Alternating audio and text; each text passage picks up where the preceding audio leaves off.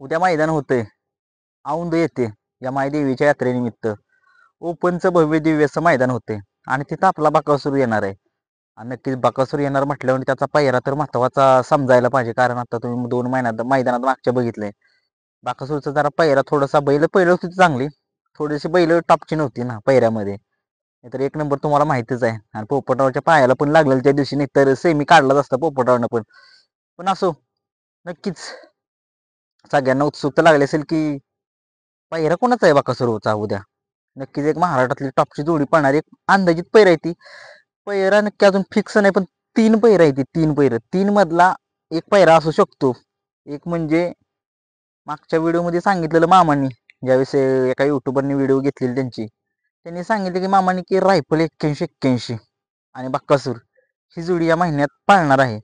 नक्कीच आता ती आता खूप दिवस झालं पुसेगाव पासून अजून तर काय पाळलेली नाही जोडी, या महिन्यात पाळणार आहे म्हटल्यानंतर नक्कीच ती जोडी मला वाटतं उद्या पळेल का नाही आता हे नंतरच कळेल. मैदानात गेल्यानंतर एक अंदाजित पायरा असू शकतो 81-81 रायफलवर. आणि दुसरा एक पायरा असू शकतो तो म्हणजे सप्त हिंद केसरी किरणप्पा शाळगाव काळगावकरांचा भारत, याच्या सोबत सुद्धा पायरा होऊ शकतो. कारण त्यांनी पण सांगितलेलं की भारत आणि बकासूर ही जोडी लवकरच पाळणार आहे. पण नक्कीच कधी पाळणार आहे, उद्या पळेल किंवा नंतरच्या मैदानात पळेल. एक अंदाजित पायरा सांगतोय, भारत बकासूरचा पायरा भारत रायफल 81-81. आणि एक पायरा राहिलाय रणजित निंबाळकर सर यांचा सर्जा, याच्यासोबत पण होऊ शकतो. कारण त्यांनी वैभव कदम यांनी सांगितलं होतं एका मुलाखतीमध्ये की अजून एकदा ही जोडी पाळणार आहे.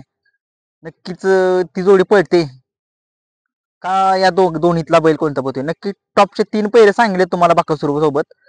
रायफल 81-81, सप्त हिंद केसरी भारत आणि पंचम हिंद केसरी सर्जा, यांच्यात या तिघात बकासूरचा पैरा होऊ शकतो. व्हिडिओ जर आवडला तर लाईक, शेअर आणि सबस्क्राईब करा. धन्यवाद.